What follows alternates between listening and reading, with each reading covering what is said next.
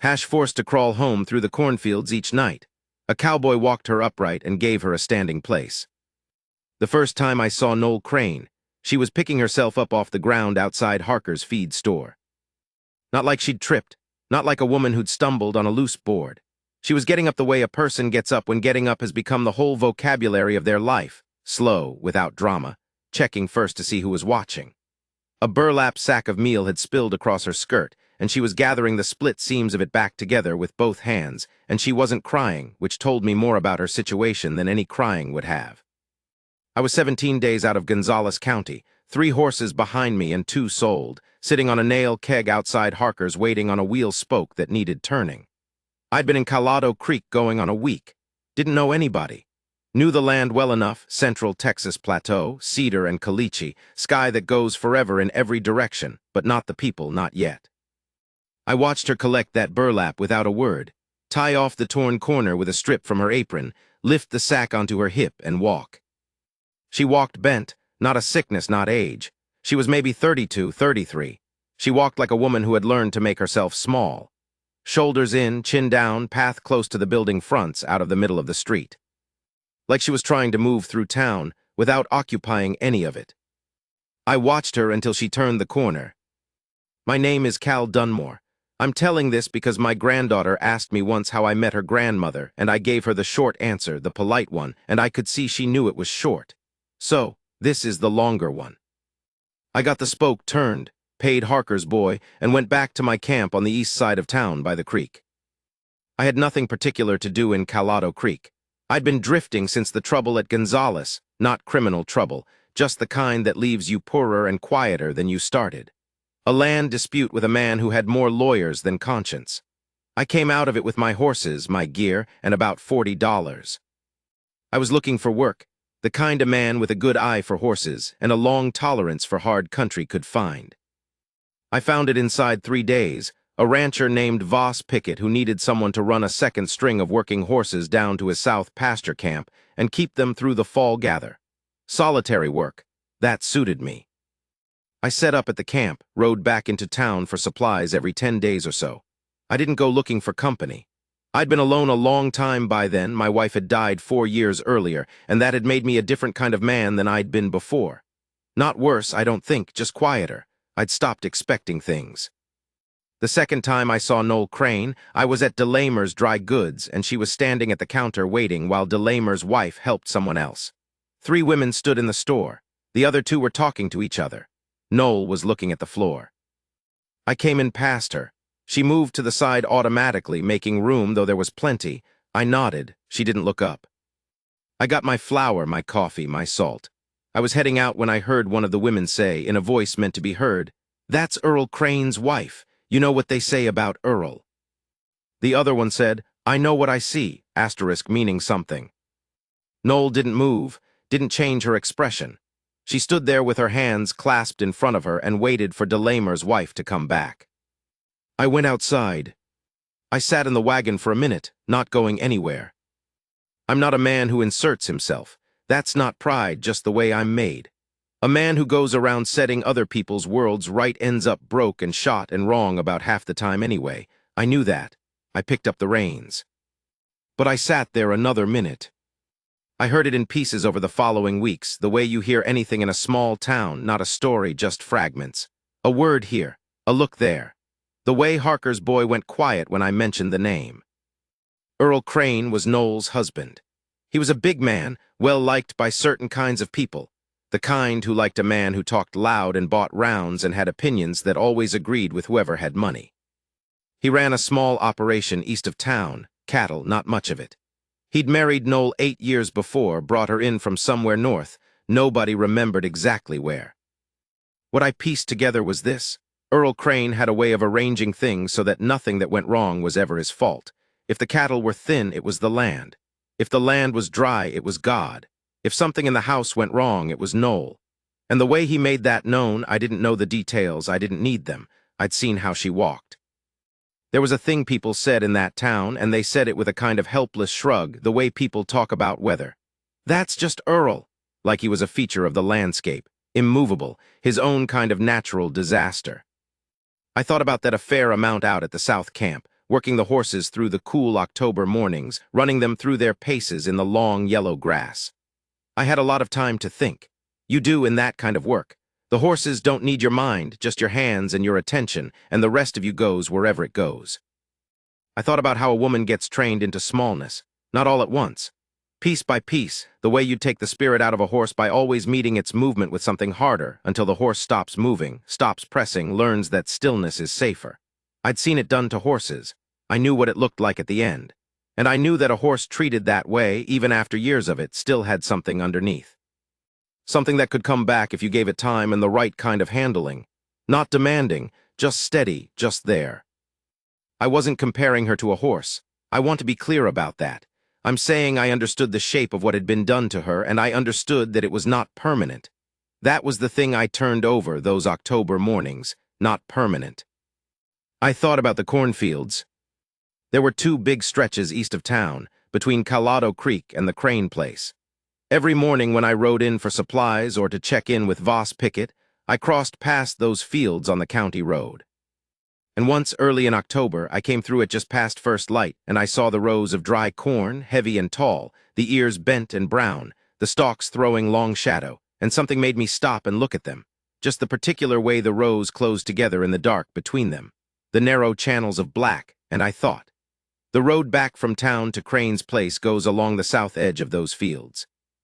I don't know why I thought it, I just did. I filed it away. It was the 3rd week of October when I saw her in town after dark. I'd come back in late from the south camp. One of Voss's mares had thrown a shoe, and I'd had to walk her in slow, and it was past 9 o'clock when I tied up on the main street. Most of the town was shuttered. Lamplight in the saloon, lamplight in the hotel, everything else dark. She was standing outside the general store. She had 2 flour sacks and a wrapped parcel, and she was looking down the road east, toward home, the way a person looks when they're figuring a distance they don't want to walk. I crossed toward her. She heard my boots and turned her head, and I could see by the lamp above the store door that she was tired in the bone-deep way, not sleepy tired, just used up. "Evening," I said. She said, "Evening." I stood there a moment. I'm not a smooth-talking man. I said, "I've got a wagon on the north side. I could put those in the bed and drive you out." She looked at me, a long look, the measuring kind. "I don't know you," she said. "Cal Dunmore. I work Voss Pickett's South String." "I know who you are," she said, and something shifted in how she was standing, not warmer, just less wary. "Why?" It was a fair question. I thought about the honest answer and decided to give it. Because those are heavy and it's dark and the road's not short. She stood there another moment. Then she picked up the 2 flour sacks and carried them around to the north side of the building where the wagon was. I drove her out to the Crane place. It was maybe 4 miles. She didn't say much, and neither did I. At one point she said, "Earl's not home tonight," and I understood that was the reason she'd said yes. I pulled up at the edge of the yard. She got down herself, collected her parcels from the bed, stood there a moment. "Thank you, Mr. Dunmore," she said. "Cal's fine," I said. She went inside. I drove back to camp. I should say something about what kind of man I was by then, because it matters. I'd been on my own for 4 years. Not lonesome, not exactly. I'd made peace with it, the way you make peace with a condition that isn't going to change. I worked hard.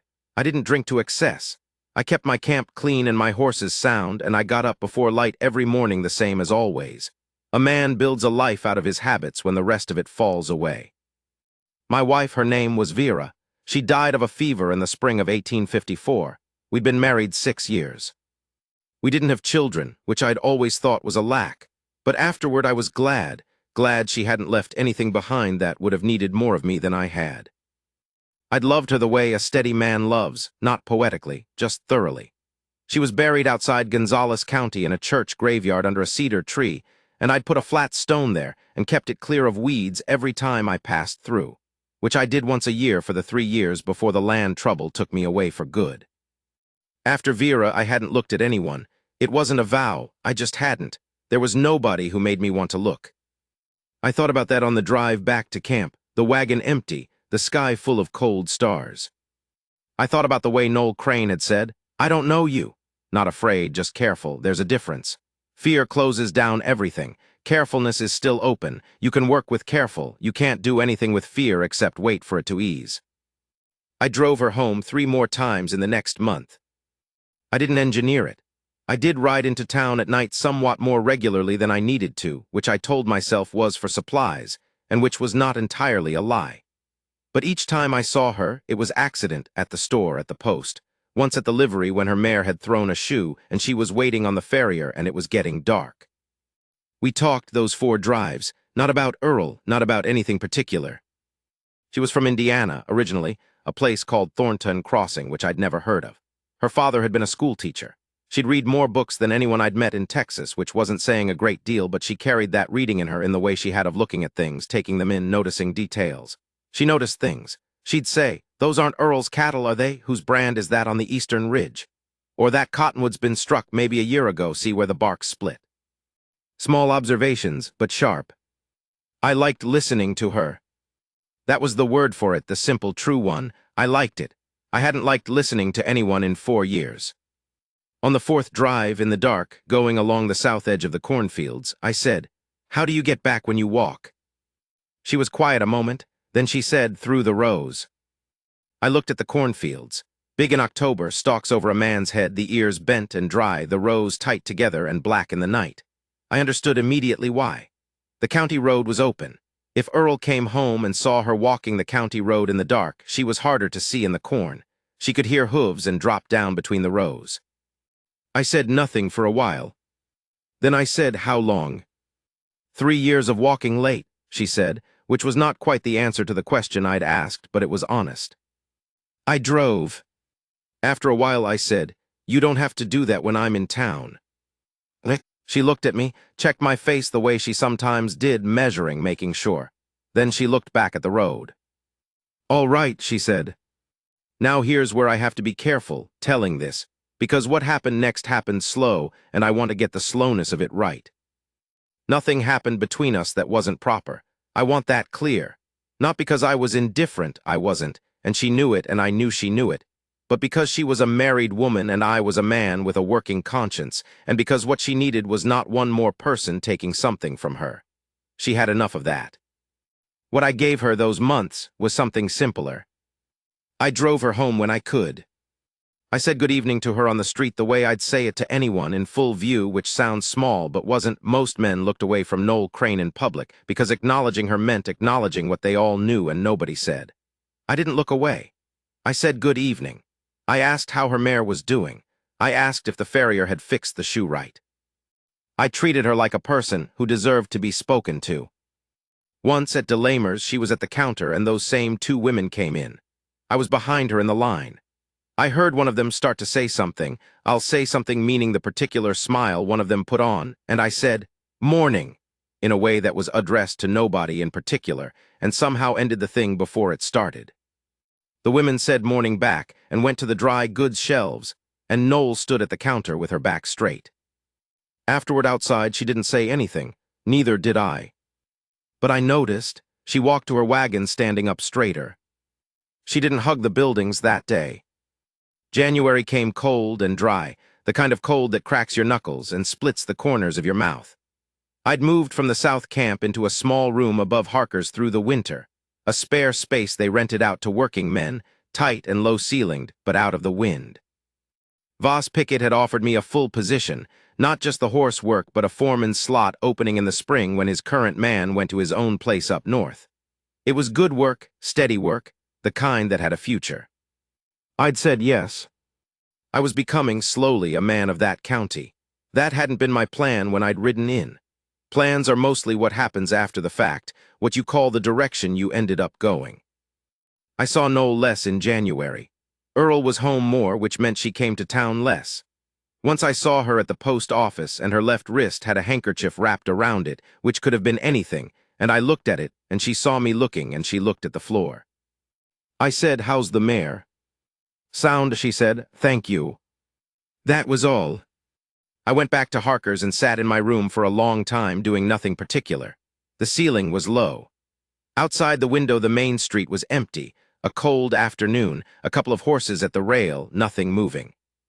I sat with my hands on my knees and looked at the wall. I'm going to tell you what I thought about, because it's part of the story. I thought about a place I'd stood once years before. The old Alamo mission down in San Antonio de Bexar, which by the time I visited it was already a ruin, already a place people went to stand in and think about what had happened there. I'd gone through on a cattle drive and spent a half hour in the old chapel, which didn't have a roof anymore, just walls and sky. There's something about a place like that. The men who chose to stay when the courier came through with Santa Anna's offer, leave now and live. They stayed. Not all of them, history's complicated, but enough of them that when the final count came in, it was 300 against somewhere between 183 men, depending on which account you believed.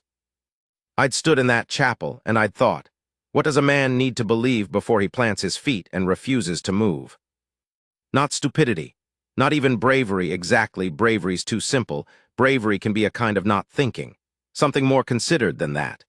The decision that there are things worth making a stand for, and that a life spent walking away from all of them is its own kind of dying, just slower.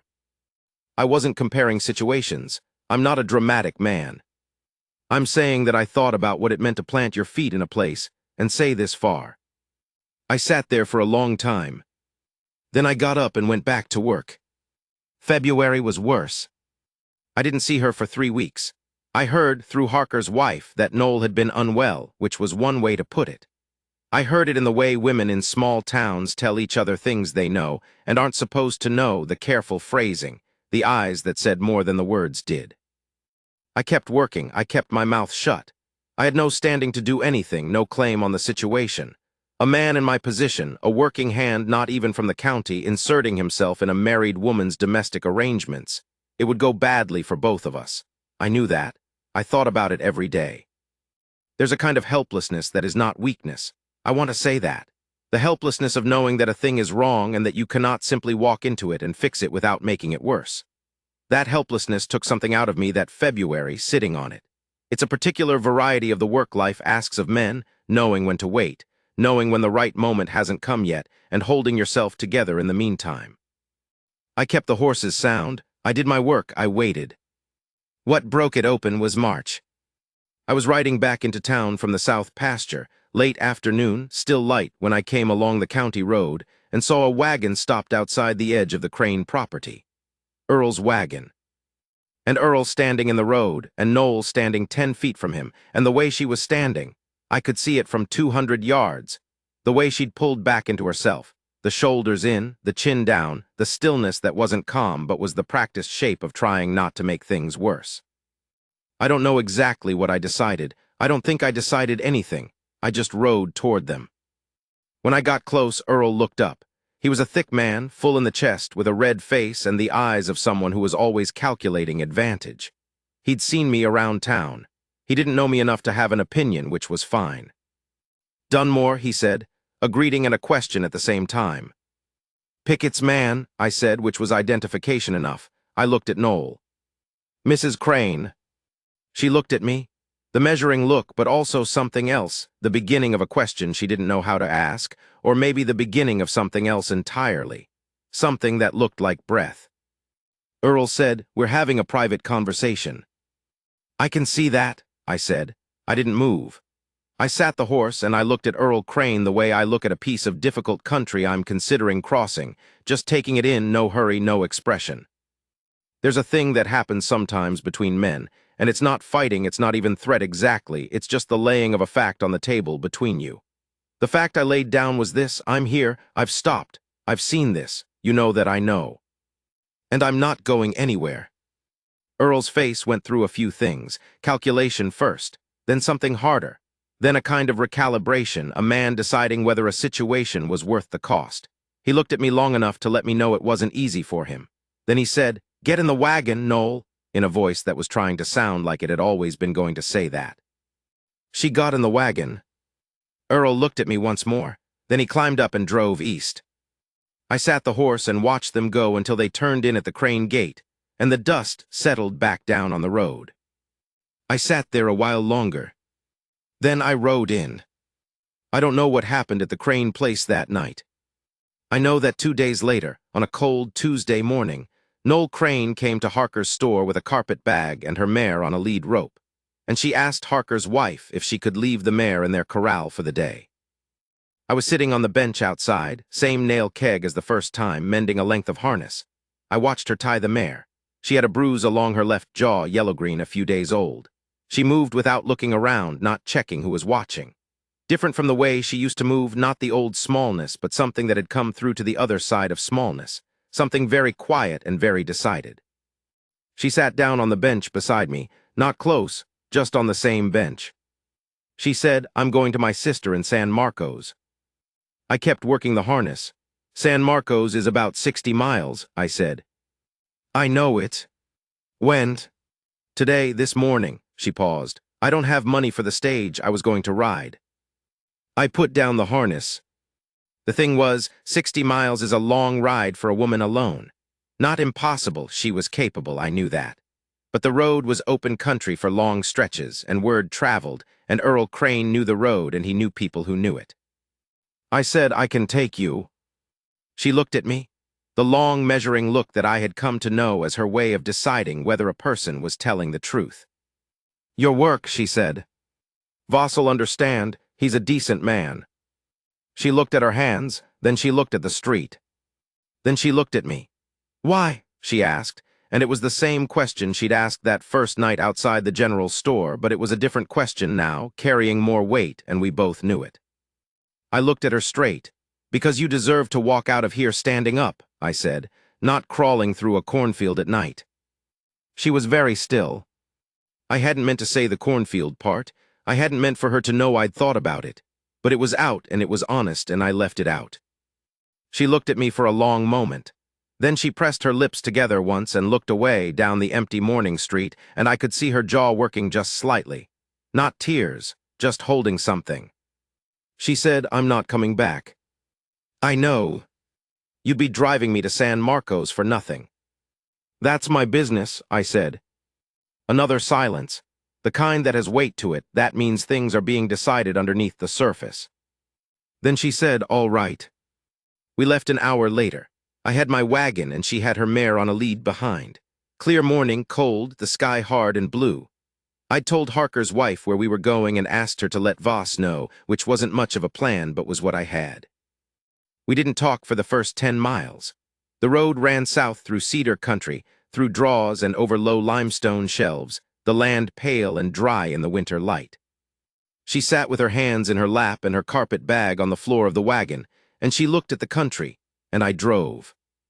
The silence wasn't uncomfortable. I want to be clear about that. It was the silence of two people who have said what needs saying and have the rest of a long road to cover. I kept the horses at an easy pace, and she sat straight on the seat, and the country moved past us. At some point she said, "I'm sorry about your harness." I hadn't thought about it. "I'll finish it when I get back." "Cal." I looked at her. She was looking at me with an expression I hadn't seen on her face before, not in all those months. Something open in it. Not soft exactly, she wasn't a soft woman, but present, all of her present, not just the piece she allowed out in public. Like she'd set something down she'd been carrying a long time. She said, "I want you to know what this is, what you've done." I said, "You don't owe me an accounting." "I'm not accounting, I'm telling you." She looked back at the road. I stopped believing, I think I stopped believing I was worth a person walking across a street for. That's what 8 years does if the 8 years are of a certain kind. I kept my eyes on the horses. "And you," she stopped, started again. "You drove me home, you said good morning, you stood in a line at the dry goods and you just stood there like I was a regular person." Her voice was even. "That sounds like nothing." "It's not nothing," I said. "No," she said. "It isn't." We went through a cedar draw and came out on the other side into long grass, the sky coming down to the horizon on all sides the way it does in that country when the cedars open up. Something loosening in the land. "I'm going to my sister," she said after a while. "I'm going to get my feet under me. I have some things to figure out about what I'm able to do, what I want." "That sounds right," I said. "I don't know what it looks like yet." "No," I agreed. "Usually don't at the start." She was quiet then. "Are you staying in Colorado Creek with Voss?" "That's the plan," I said, "for now." She nodded, looked at the grass. Then, *, he's lucky to have you. I didn't know what to do with that. I kept my eyes on the road. I thought about saying more. I thought about all the things a man considers saying when he's sitting next to a woman he's been thinking about for 6 months. And I thought about what she'd said. I'm going to get my feet under me, and I held my tongue. Some things are for later. Some things need a woman to stand on her own ground first before they can be offered, and if you offer them too soon, you're just one more man asking her for something. She had enough of men asking her for things. I drove, the miles went under us. The sky stayed big and cold and clear. We made San Marcos by evening. Her sister's name was Patris, a short, cheerful woman with 3 kids and a husband who shook my hand and looked me in the eye and seemed genuinely glad to see Noel, and the gladness was real, not performed. She saw Noel's jaw and her whole face changed, not surprised, which told me Patris had known something about the state of things. And she pulled her sister inside, and the door closed, and I stood in the yard with the mare and my wagon, the evening coming down orange and cold. Noel came back out after a few minutes. She stood at the top of the porch steps. The evening light was behind her, low and orange through the live oaks. She looked different standing there, the same face, the same woman, but with something different in how she occupied the space. Standing in the middle of the step, not pressed to the side. Chin level, shoulders back just slightly, the way a person's shoulders settle when they're breathing all the way. She said, "Thank you, Cal." "Safe trip," I said. Which was not exactly what I wanted to say, but was the right thing. She came down the 2 steps. She crossed the yard to where I was standing by the horses, and she put her hand on my arm, just her hand on my forearm through my coat, and she looked at me. "You're a good man," she said. "I mean that the way it's supposed to mean. Not as a pleasantry, not as something you say. I mean you are genuinely a good man, and I wanted you to know that I know it." I looked at her hand on my arm, then I looked at her face. "I know," I said, and it sounds prideful saying it that way, but it wasn't.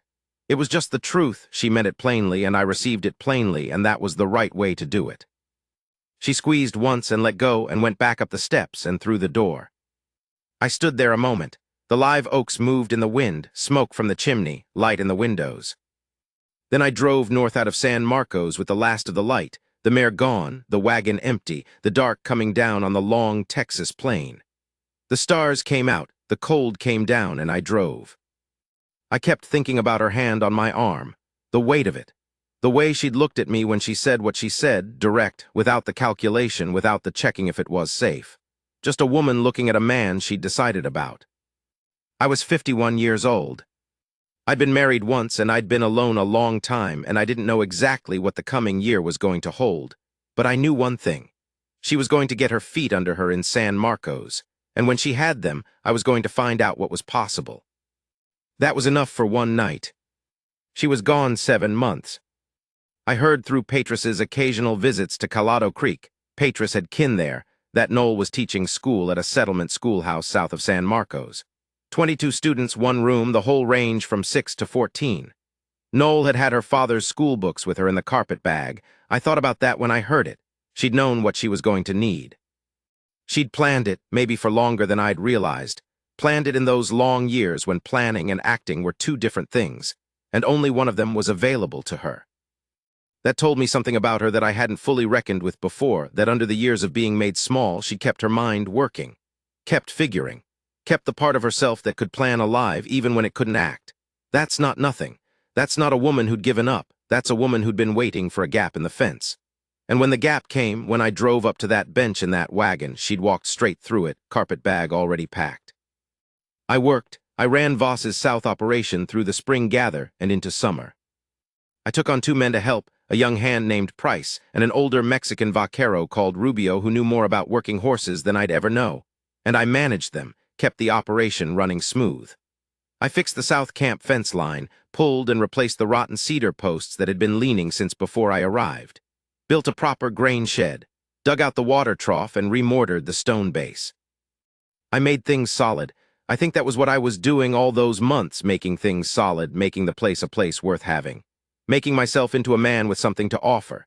Not rich, not grand, just sound. A man with a sound operation and a clear conscience and a reasonable future. The kind of thing a woman who'd gotten her feet under her might want to come back to if she was of a mind. I didn't write to her, I thought about it. But she'd said she needed to figure things out, and a letter from me would have been a pressure, gentle as I might have made it, and she'd had enough of pressure. I left her alone and did my work. Voss Pickett said to me once, sitting on the fence of the South Corral in the late summer, watching two horses work out a disagreement about territory, "You're a different man than you were last fall." I said, "How's that?" He thought about it, less like a man passing through. I looked at the horses. "I suppose I am," I said. I visited the Alamo again that summer. I went down to San Antonio on horse business. Voss had a deal going with a man there, and I had an afternoon free, and I went to the old mission, stood in the courtyard, the chapel walls roofless still, the sky above them. I thought about standing ground again, about what it asks of a man, not the dying part, that's the famous part, the part people tell, but the choosing part, the moment before when a man decides what he's willing to stand in front of and not move from. The men in that chapel had chosen a thing to stand for, and they'd stood for it, and whatever you thought about the outcome, there was something in the choosing itself that was worth thinking about. I'd chosen this county, this work, this woman if she'd have me. That was my ground, I'd planted my feet in it. I rode back to Colorado Creek with that settled. She rode into town in October. I was at the forge getting a shoe set on one of Voss's horses. Same forge, same anvil ring, same smell of scorched hoof and hot iron. And I heard a horse on the main street, nothing particular, and something made me look up. She was on a bay gelding, bought herself, as I'd find out later, with money she'd earned in San Marcos. She was riding easy, one hand loose on the reins, and she looked around the town the way a person looks at a place they've decided about, not sentimentally, just taking stock. She rode to Harker's post, she tied the horse, she got down. And then she walked. She walked down the main street of Colorado Creek in the middle of October morning, and she walked in the middle of the road.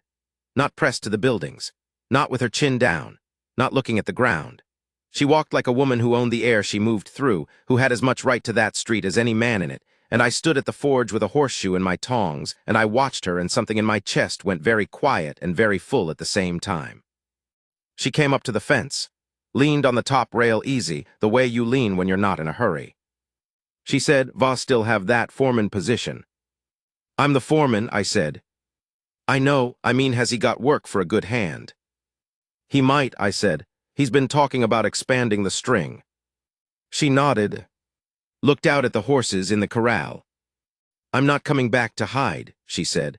"I want you to know that. Whatever happens, I'm not going to be in Colorado Creek the way I was before. I'd rather go somewhere else." "I know," I said. She looked at me, "You know. I watched you walk down that street." She almost smiled, not quite, but the beginning of one. "I'll talk to Voss," I said. "I'd appreciate it." There was a moment. She was still leaning on the top rail, and I was still holding the tongs, and the forge was still going behind me. I said, "I'm glad you're back." She looked at me steadily. "So am I," she said, and the way she said it, I knew she wasn't just talking about the town. I went back to the forge. She stayed at the fence looking at the horses. Not going anywhere, not in a hurry at all. We were married in the spring, a year after that. Voss Pickett stood with me. Patris came up from San Marcos with her kids and her husband. It was a small thing at the church, a Tuesday, the week before the gather started. Noel wore a gray dress she'd sewn herself and carried a small bunch of Indian paintbrush she'd picked from the pasture that morning, tied with a strip of ribbon. The preacher said the words. I put the ring on her finger. It had been Vera's ring, and I'd asked Noel about that before, whether she minded, and she'd said asterisk, no, she was a good woman, I don't mind, which told me what I needed to know. I remember the moment after, when the preacher said done. She turned to face me, and she took both my hands in both of hers, and she looked at me square. Not sideways, not carefully, not checking whether I was going to do something. Just looked at me. The full look, all of her behind it, a woman looking at a man she'd chosen, freely, with her whole mind. I looked back. Outside afterward, someone got a bottle out, and there was laughing, and Patris's kids chased each other around the yard, and the spring sun was warm on the church steps, and the cedar smelled like cedar. Noel stood at my left shoulder, which was where she always stood, and she slipped her hand through my arm. Easy, natural, not careful, not checking, just her hand finding where it went. I put my other hand over hers, and we stood there in the sun, in the middle of the yard, not pressed against anything. That's all. That's the thing I want to tell you, not the hard parts, not the distances, not Earl Crane or the cornfields or any of the particular damage. That moment in the sun with her hand on my arm, both of us standing upright in the middle of the yard. Her standing there was a gift she gave me. The fact that it was freely given, that she was a woman who'd gotten her feet under her, who'd stood herself back up, who came back with her chin level and her eyes open and chose, that's what made it what it was. A woman who'd earned her own ground, giving me a place beside her on it. A man could stand a long time in the knowledge of that. I do,